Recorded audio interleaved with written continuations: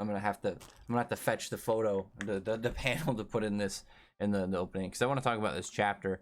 And I I honestly didn't anticipate a lot of things to go the way that it did, and it was a similar thing, similar idea kind of set up where I had made a claim for it over in what I thought was going to happen in the most recent chapter of Ultimate Exorcist Kyoshi, and I was wrong about something in there, and I was like, wow, I'm happy to be wrong because this was nice. And reading this chapter for Ichi the Witch, I was again very happy to be wrong about something, because the chapter begins just going into, so more, a little bit more detail on what was going on with the whole prophecy magic and everything, just being transferred in data, and and just word of mouth from the prophecy magic herself.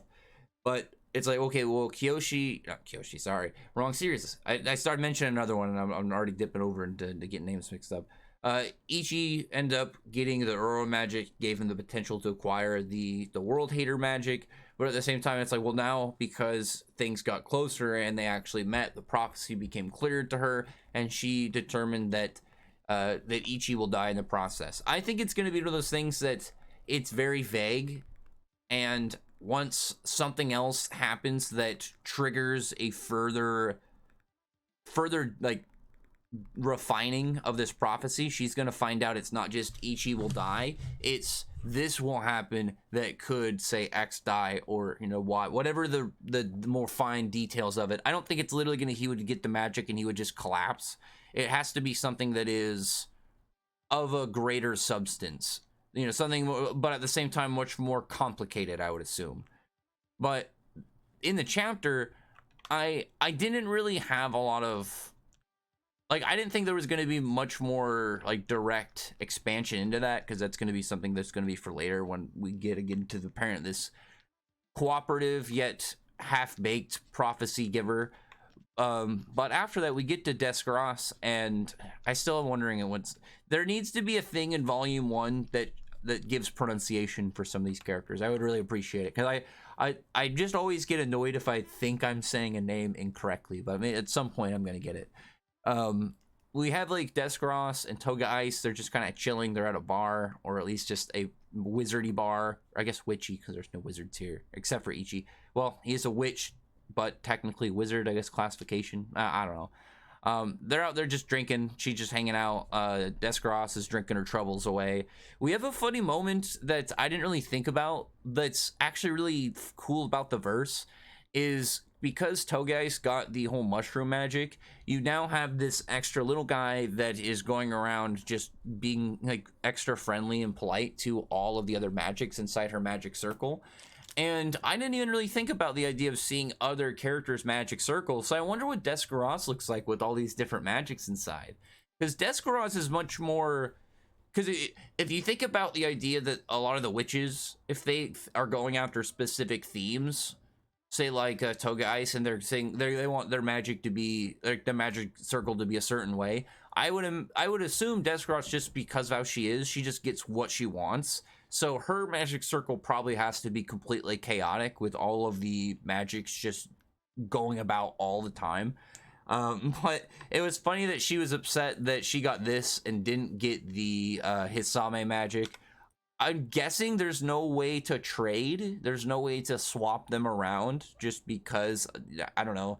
Maybe that would be a really busted like resource in the verse. Like, trading would probably be something that is a really big deal. And I wonder if they did that, would you have to get confirmation from the magics or something like that? I kind of want that to happen. Like, as far as I know, that's never been mentioned, but at the same time, I kind of want that to happen at some point. But we just had some more stuff in the chapter talking about Ichi must be special, and I was like, I don't really care to hear any about that right now, because my only thing is we already know about Ichi to a degree, and I don't imagine we're gonna get every detail now like thrown out there. So I don't need any more Ichi hyping right now. What I want is the other characters, because in comparison, say another series I really like that's new and Jump is Ultimate Exorcist Kyoshi.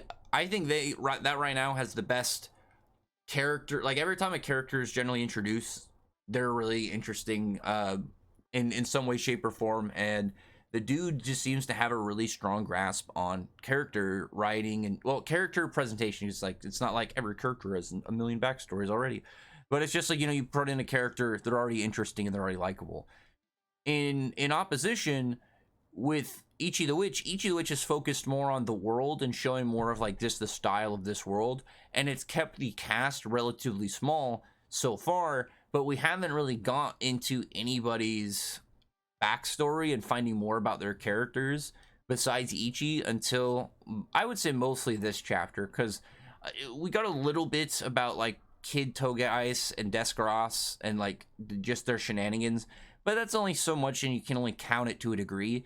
Whereas in this chapter, I really liked that there was a complete shift at what I expected, because I expected when you have a chapter where it's bringing up probably shocking trauma and you know, backstory, is Togais is talking to Descaros about, like, you know, she's like, oh, you know, be careful about like spending too much time with Ichi, because he's just gonna remind you of your brother. And I figured it was going to be one of those scenes where she was going to get mad, and it was going to be like, oh, well, that's going to be the thing that we're going to find out later. It's going to be some lingering backstory.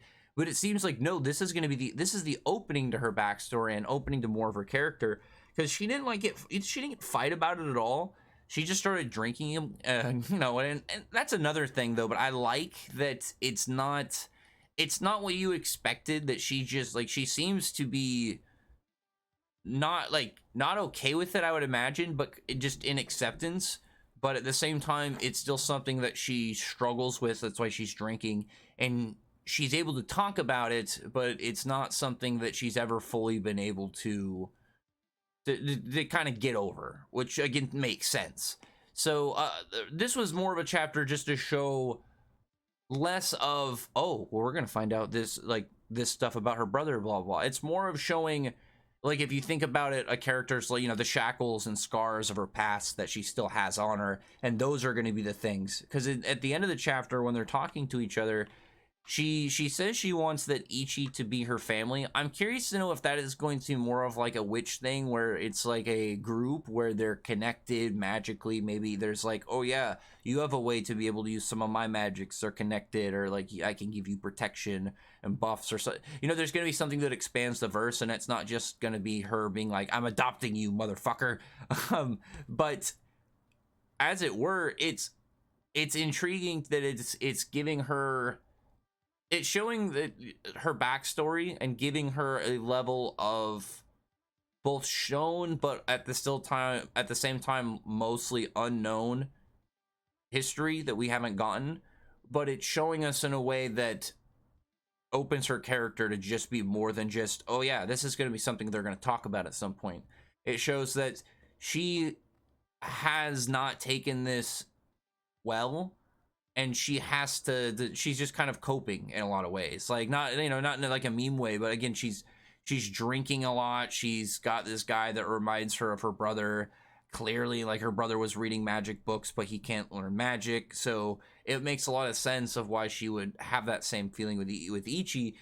And it makes me wonder, it's like, okay, well, if this part of her backstory wasn't going to be something where it's, you know, painful trauma she can't talk about, it's going to be something she's going to have to learn to deal with through talking about accepting it. It's like, well, what exactly is it going to be? Is it going to be more about how she is going to progress her kind of, you know, her relationship with Ichi, and that's going to be where she kind of reflects off of things she learns and things she's reminded of?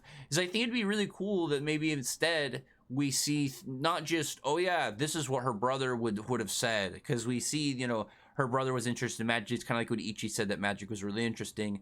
I would really like the idea if you got in situations where it's like, this is what her brother would do, but Ichi does something completely the opposite, or in completely unexpected ways. Because it would say, like, though there are times where Ichi is reminds her of her brother, she has to remember this is not her brother. And she has to, that would be a really cool way for her character to go in an unexpected way for progression and all the stuff for her backstory. Maybe it's not about her stuff about her, you know, getting revenge for whatever happened to her brother. It's more about her just accepting that he's gone and there's nothing she could do about it. She can only live and continue on in with him in her memory. And it'd be really, because she's an adult. It's not like she's like 18 or like 15 or something. She's clearly an adult.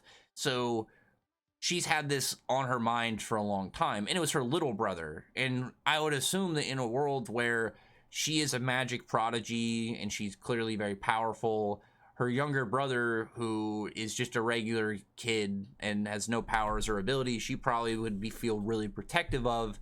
And maybe it's going to be the same thing where she's going to have a moment with Ichi where Ichi needs to be protected, where he just kind of overshoots, and she has a moment where it's like she could have protected her brother but wasn't able to. That's why she's trying to protect Ichi. And it would be a really cool callback at some point in the future if roles were reversed, because that's what I would assume that you would have for Ichi's or not for Ichi, for Descaros's younger brother. Because if you think about it from his perspective, imagine being a young boy and your sister, she's got all this stuff around her, like everyone's hyped on her capability and whatnot, but from her brother, she's only going to look at her as a sister. So being someone who's not able to really do anything and benefit to her, or like protect her if anything happens to her, would probably freak her out. So it'd be really cool if there was a point where Ichi would be able to do that.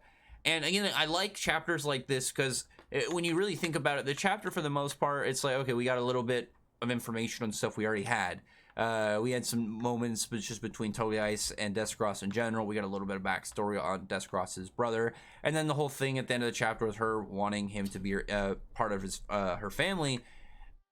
There's a lot of just snippets to character and character interactions for later on in the story that give it a lot more benefit than what it is directly, and I like that a lot about the chapter.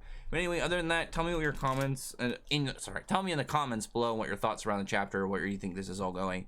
Again, where do you think that certain of these interactions are going? Because like I said, if you have something where Ichi, she has a soft spot for Ichi because he reminds her of her brother, but again, you get points later where it's like she has to remember, like, this is not her brother, this is a different person. She has to keep that in mind, because if she's got like this either admitted to or subconscious copium thing kind of going on with it, just finding this guy to help her, that reminds her of her brother, to deal with it, to kind of help with the pain, it would be a really strong character moment at some point for her to kind of accept that and then move forward. But other than that, I would like to hear what you guys would say about it, and I'll talk to you guys in the next one. Bye.